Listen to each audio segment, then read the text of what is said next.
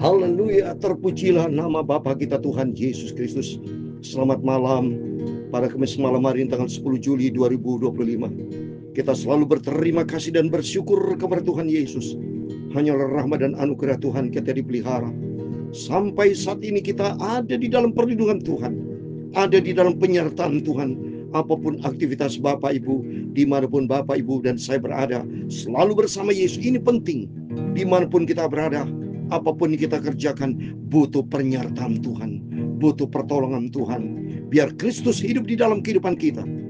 Karena sebentar kita membaca Wahyu pasal 13 ayat 11 sampai 18. Di situ dikatakan bilangan seorang manusia angkanya 666.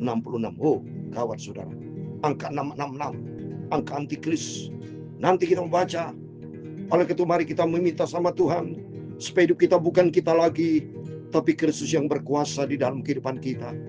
Hidup di dalam Kristus, bayar harga, pikul salib Yesus, penyangkalan diri, dipimpin Roh Kudus, dan hidup di dalam kebenaran firman Tuhan. Hidupku bukannya aku lagi, amin, tapi Kristus di dalamku, amin, haleluya. Hidupku bukannya aku lagi, amin, haleluya, tapi Kristus dalamku, amin, haleluya. Yesus, amin, haleluya. Hidup, amin, haleluya. Hidup dan berkuasa dalam hidupku, amin, haleluya. Hidupku bukannya aku lagi, amin, haleluya, tapi Yesus dalamku, amin, haleluya. Yesus hidup, amin, haleluya. Yesus hidup berkuasa dalam hidupku. Hidupku bukannya aku lagi, tapi Roh Kudus hidup dalamku, amin, haleluya. Dalam Galatia pasal 2 ayat 20 demikian firman Tuhan. Namun aku hidup, tetapi bukan lagi aku sendiri yang hidup, melainkan Kristus yang hidup di dalam aku. Dan hidupku yang ku hidup sekarang ini dalam daging adalah hidup oleh iman dalam Anak Allah yang telah mengasihi aku dan menyerahkan dirinya untuk aku, amin, haleluya. Hidupku bukannya aku lagi, amin, tapi Yesus dalamku, amin, haleluya. Ya Tuhan, punya-Mulah kebesaran dan kejayaan, kehormatan, kemaksuran dan keagungan. Ya segala-galanya ada di langit dan di bumi, ya Tuhan. Punya-Mulah kerajaan dan Kau yang tertinggi itu, melebihi segala-galanya sebagai kepala. Sebab kekayaan dan kemuliaan berasal daripada-Mu, dan Engkau-lah yang berkuasa atas segala-galanya. Dalam tangan-Mu-lah kekuatan dan kejayaan. Dalam tangan-Mu-lah kuasa membesarkan dan mengokohkan segala-galanya, amin, haleluya. Sekarang ya Allah kami bersyukur kepada-Mu dan memuji nama-Mu yang agung itu, Bapa. Bapa, malam hari ini kami mau baca firman-Mu, Bapa. Sucikan mulutku, pikiran dan hatiku, Bapa. Ampunilah semua dosa, semua salahku, Bapa. Dalam nama Tuhan Yesus kami membaca firman-Mu, Bapa. Yesus hidup, amin, haleluya. Kristus hidup berkuasa di dalam hidupku, amin, haleluya. Hidupku bukannya aku lagi, tapi Roh Kudus berkuasa dalam hidupku, amin, amin. Dalam nama Tuhan Yesus hamba-Mu sudah berdoa dan ucap syukur, haleluya. Amin, amin. Benar Bapak Ibu, biar hari demi hari, biarpun kata firman Tuhan kita hidup dalam daging, tapi tidak dikuasai oleh daging. Galatia pasal 2 ayat 20 dikatakan, namun aku hidup, tetapi bukan lagi aku sendiri yang hidup, melainkan Kristus yang hidup di dalam aku. Berarti kita dipimpin Roh Kudus, dipimpin oleh Tuhan Yesus, hidup di dalam firman Tuhan. Dan hidupku yang kuhidupku sekarang di dalam daging adalah hidup oleh iman dalam anak Allah yang telah mengasihi aku dan menyerahkan dirinya untuk aku. Amin. Kita hidup oleh karena iman kita kepada Yesus. Saya sebagai hamba Tuhan full time, tidak ada bisnis, tidak ada apa-apa pun, tapi saya hidup oleh iman kepada Tuhan Yesus, dan Tuhan pelihara hidup saya. Karena pemelihara kita adalah Tuhan Yesus, juru selamat kita, gembala kita yang agung, gembala yang sempurna. Itu mari kita mau dekat dengan Tuhan. Saya berdoa Bapak Ibu, dalam pekerjaan, dalam bisnis, dalam pelayanan, apapun juga, tergantunglah hidupmu pada Tuhan Yesus, bukan pada keinginan daging. Bukan aku lagi, bukan daging memimpin hidup kita, tapi Roh Kudus, sehingga akan menuntun kita di dalam kebenaran Tuhan. Amin. Terpujilah nama Bapa kita Tuhan Yesus. Mari kita lanjutkan baca pada malam sebelum kita berbaring tidur. Wahyu pasal 13. Amin. Wahyu pasal 13, saudara ya. Kan bicara saat ini angka 666 antikris, saudara. Ya, bilangan seorang manusia. Mari kita mau baca dari ayat 11 sampai 18. Demikian firman Tuhan. Dan aku melihat seekor binatang lain keluar dari dalam bumi dan bertanduk dua sama seperti anak domba, dan dia berbicara seperti seekor naga. Coba nih saudara, ya, keluar dari bumi. Saya sudah katakan bumi itu bicara tempat iblis. Karena dari awal sudah saya katakan, Lucifer sudah dicampakkan ke bumi. Sampai detik ini, iblis berkuasa di bumi. Berkuasa, pemilik Tuhan. Baca dalam 1 Yohanes 5:19. Kita tahu bahwa kita berasal dari Allah, dunia dikuasai si jahat. Maka pentingnya kita dekat dengan Tuhan. Saya menyampaikan firman Tuhan pagi malam, supaya kita dipagari dengan pagar ilahi. Bukan teori kekristenan, bukan teori, tapi kekristenan adalah menjadi pelaku firman. Lakukan firman Tuhan, hiduplah di dalam firman Tuhan. Supaya kalau kita hidup dalam firman Tuhan, Roh Kudus akan memagari kita. Sehingga kita tidak mudah lagi dipimpin oleh kedagingan, tapi dipimpin Roh Kudus. Lihat ini, ya. Dia bersama seperti anak domba, sudah saya katakan, seperti malaikat terang, pintar sekali lihai soal iblis, ya. Mengajak Bapak tidak usah berdoa, tidak usah baca Alkitab, lebih bagus tidur. Tuhan akan baik. Ngomongnya begitu, ya, nggak bisa salah. Ya, memang Tuhan baik. Tuhan bukan berarti dipermainkan. Jangan ikutin daging, jangan ikutin suara-suara hawa nafsu, jangan ikutin suara iblis. Ikuti firman Tuhan. Lihat ini, ya, seperti anak domba, ia berbicara seperti seorang ayat jelas iblis, saudara.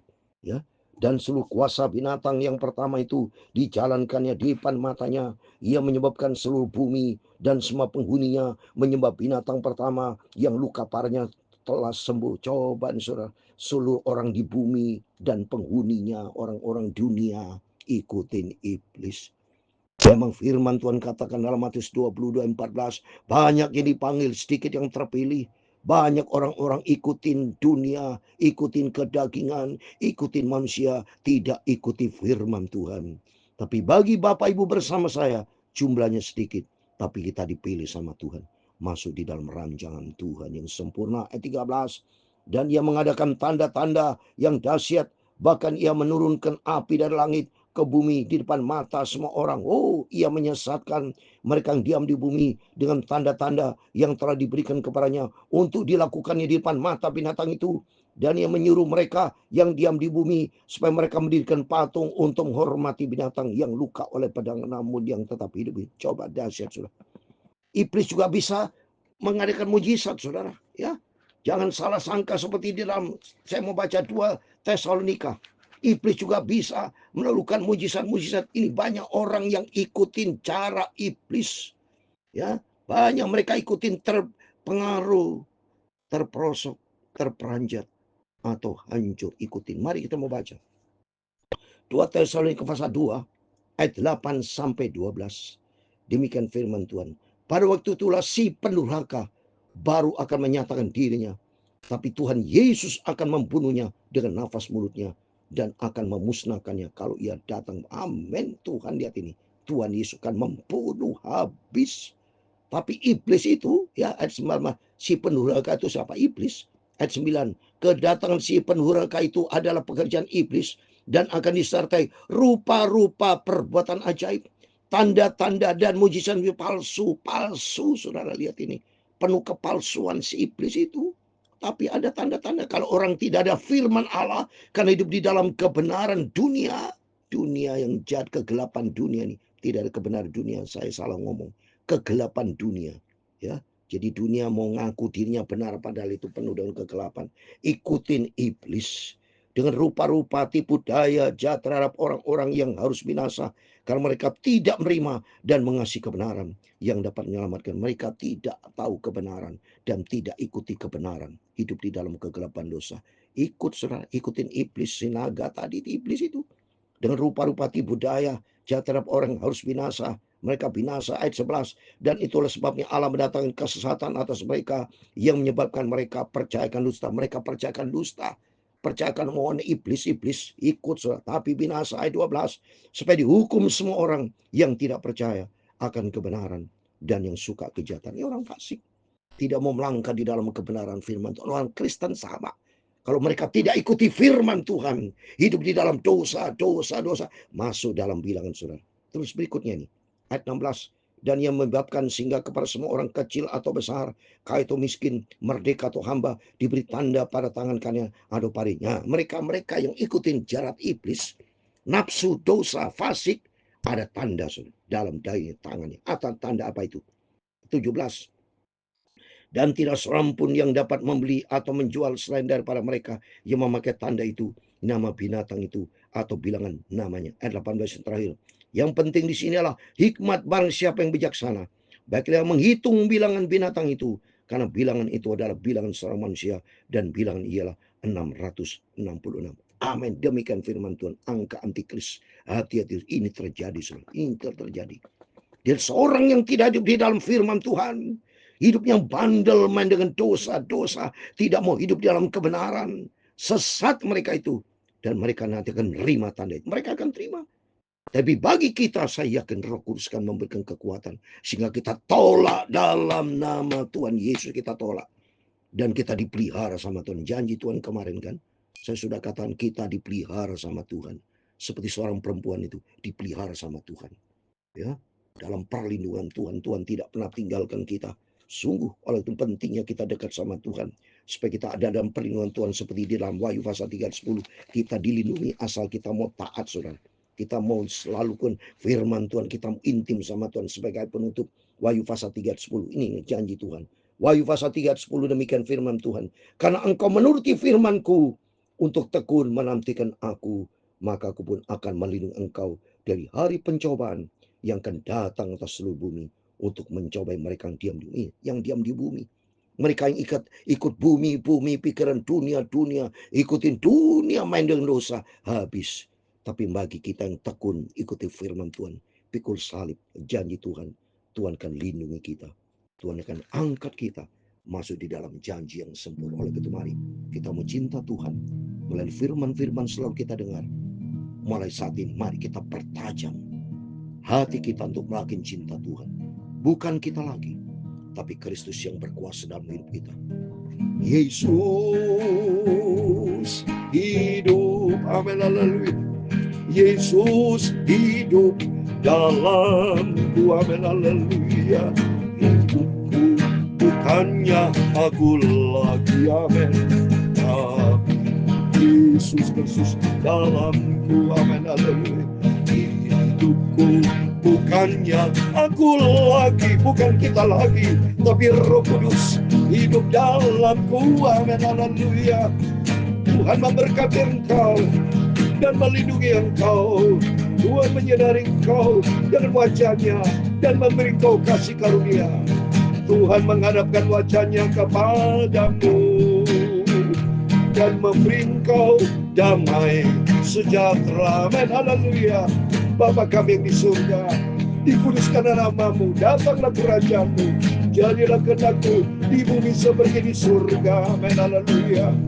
Berikanlah kami pada hari ini makanan kami yang secukupnya, dan ampunilah kami akan kesalahan kami, amin, haleluya. Seperti kami juga mengampuni orang bersalah kepada kami, dan jangan membawa kami ke dalam pencobaan, tetapi lepaskanlah kami dari perang jahat, karena Engkaulah yang punya kerajaan dan kuasa dan kemuliaan sampai selama-lamanya. Amin.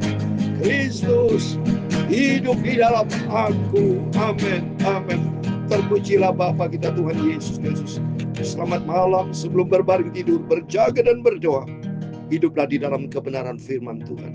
Janji Tuhan, Tuhan akan menjaga, melindungi kita sampai kita berjumpa dengan Tuhan Yesus. Amin. Immanuel, puji Tuhan. Haleluya.